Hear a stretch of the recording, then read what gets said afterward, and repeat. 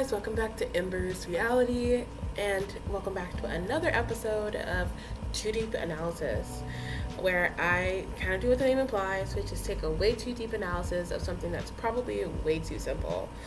Today we're going to be talking about a specific reality TV show after I just posted on a culinary culture video on the concept of reality TV.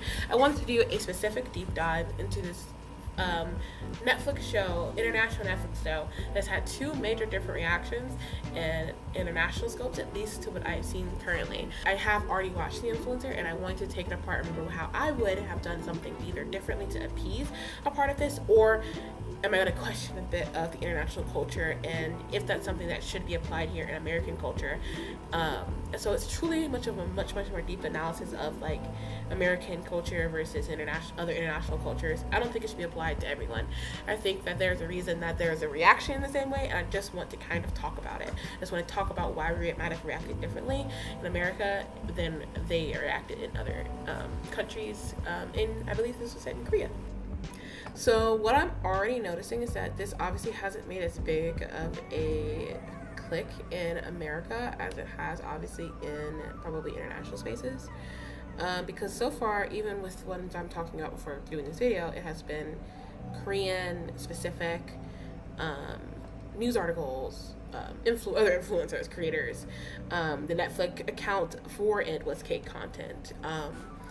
So the first thing I'm noticing is that maybe there's not this big reaction in America, and honestly, maybe that's a really great reason for me to make this video, because honestly, it's a really solid show. I have issues with some of the things, and I do have an issue with one of the things that internationally was an issue. But I think overall the concept and the construct of a reality show based off of influencers knowing how to influence is actually an interesting concept, because we're not typically let into that side of being an influencer. It's not as like sneaky. But yeah, so let's meet the cast. That was one thing that I found really interesting, was that they considered influence by per their largest platform compared to an overall influence. And I wonder if that was because if they did that, one of their biggest characters wouldn't have made it based off of numbers alone.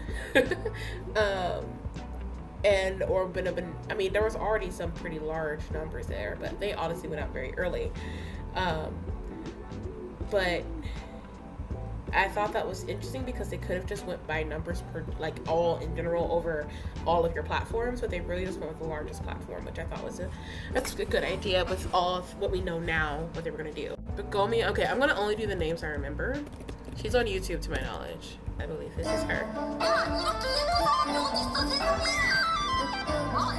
I like her content personally. I think it's very weird personally, and I like weird content because it's a niche, right? And she's so funny because she is genuinely cute, but I don't think she considers herself cute, or she doesn't consider herself the beauty standard. And so I immediately was like, I'm going for you.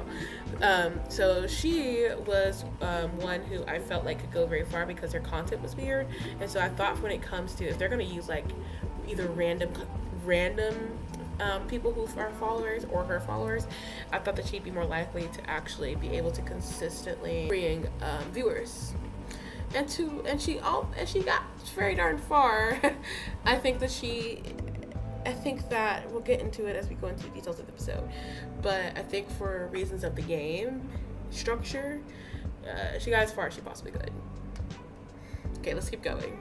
I'm only gonna do ones that I remember. There were a lot of people, and they cut down so many so quickly. Penny Baldwin, I remember him. He was the one who does like travel and stuff.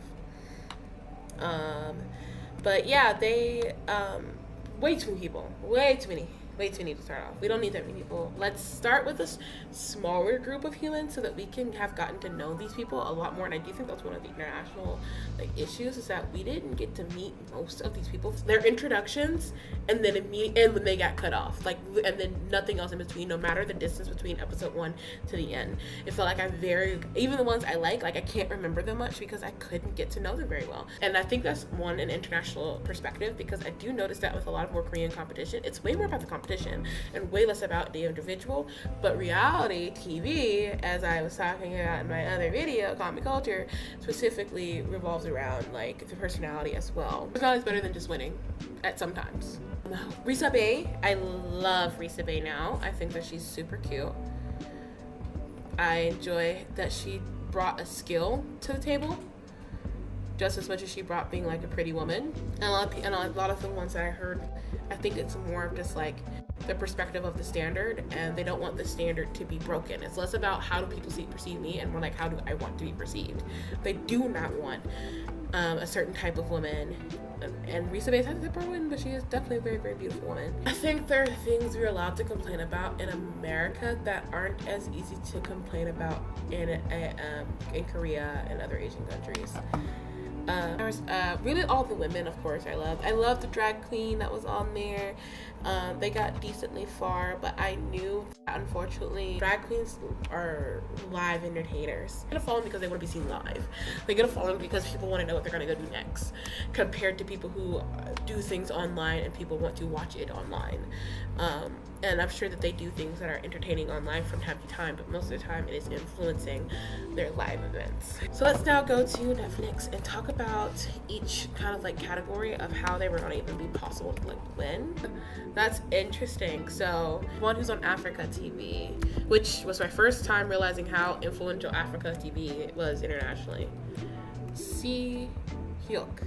She was with some other person, and be honest, she is not trying to hide the fact that she uses her beauty as a way to sell, and I think people think we'd have a problem with it. I'm like, not really. It's like I found her through the search, but I can't find her actual name, which is to me more of the sad thing.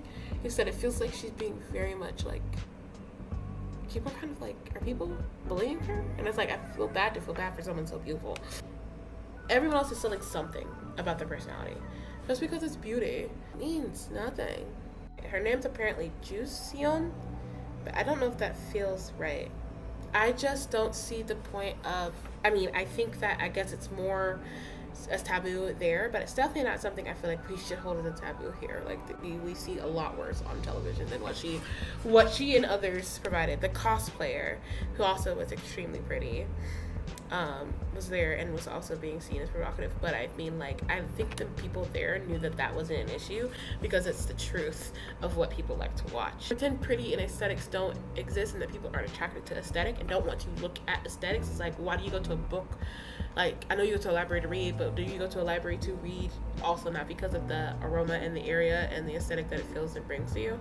I think that that's not inherently a bad thing as long as there's no solicitation and that there's no harm being done to someone. I'm honestly not going to be pro or against anything. So they're all based off, they all have the money's worth being percentized in some mathematical way. And the first one is really just showing their worth. So then they basically now have to go and they have a certain set of likes and dislikes and they give them to each other. I thought this one was so good because at first I was strict. 2, I would think likes and thumbs up means we're going to stay, thumbs down means you're going to go.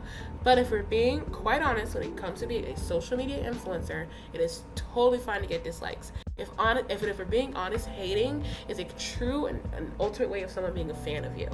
They care about you so much, it is like that much amount of effort behind because we looked through the actual videos of them doing it and how you were so ready to give out likes, even though if they were trying to be like specific about it, like, oh, you haven't got one yet, I'll give you a like. But how many people were willing to boldly give someone a dislike until they were ready to like think about it? It takes twice as much and like emotional input, honestly, to be mean, at least emotionally, not necessarily physically and what you have to do, but emotionally, to dislike something online and to like it. Because on the end of the day, you could scroll away, you could move and block it, but instead you've decided to give input to this thing, and I think that's why haters kind of are stupid and go. But yeah, So the influence one was so, to me, like the most difficult one, because live streaming is hard. If you are not a constant live streamer, even if you are a constant live streamer, holding a stream number of any sort is really hard. This one was going to be set up for those who constantly get high streams to win and constantly get mid-average streams to lose. This one was one I had a kind of an issue with, because there was nothing anyone could do skill-based to actually win this challenge. The reason why Bokami was able to kind of not trick the system, but I heard it was like also an issue of her being willing to like shave an eyebrow. One comes back to here. I thought that was a really cute bonding moment with her and Risa Bay. So I think that it was a really interesting way of showing how hard it is to maintain live stream influence. I get being a holistic influencer, but I also understanding your demographic. Like I said, for the drag queens, it's going to be really hard for them because they're a live entertainer. If everybody could watch drag through a live stream, there wouldn't be as many drag queens out there, because not everybody would be getting paid enough to do so. At least when you go out live, you're going to get some tips.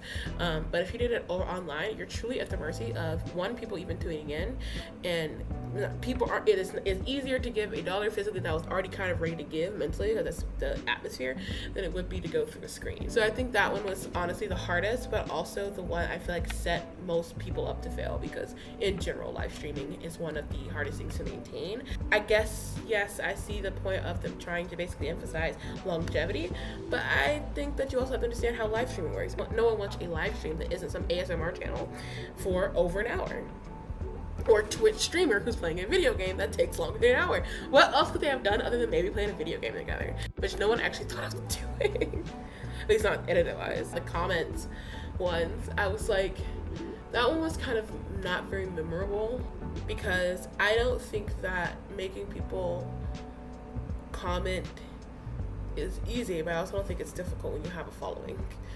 I think some people, and I think most of the time the people who won these strategies invoked like the most like uninteresting strategy to win. And especially as we get down to this next one I'm going to talk about. This one not as much, but the second one here, gays. That one made me cringe so much, because I hate that the people who won were typically just creating photos of like, it was more psychology based. I think what it actually showed is how much that doesn't matter. How much what people's eyes go to are not really what matters. It's what it comes back to. I would have loved for them to have shown it, not taken that first one where people are looking, because yes, the first like thing you're gonna see that big fat face of somebody, of course your eyes are gonna immediately go to that, but it doesn't mean I'm gonna stay there. And then they were only showing it for a certain amount of seconds. What I would have done is done the same amount of seconds but twice. Who would I come back to the second time is true influence. That is what a sponsor is gonna want to know. Do people come back to your post? This is the second round of this, and basically I think this is them trying to go to the like steamy parts of it and being like, ooh, look at what people will do to be able to see, to be viewed. But what was very funny is that they actually didn't work. And I think what most of them internalize that as is that most people are too modest. No, what I think it is that most people don't want to be seen looking at things like that. Now, if you have put them up individually, which is maybe again on Netflix part, it's not on the women that they thought that was going to work. It is truly on the setup that they couldn't have thought about. So they were going to go to the ones that that was still pretty, still nice, but not as provocative. I think they don't know that their audience probably doesn't watch them with an audience. And then they had to create a post. I thought this was the most boring. I think if they're going to do that, they should have had pre-made content. Just kind of boring, kind of skipped most of it. And then ultimately we got to the bottom three. Whoever attracts the most live audience and the most fans gets to be the top. And I agree with everybody that Risa Bay was set up for failure. One, nothing about that setup was attractive or interesting. They should have went back to the sets and let people come into each room. Just because there's 1,000 people in front of a person doesn't mean that person is influencing them to do anything.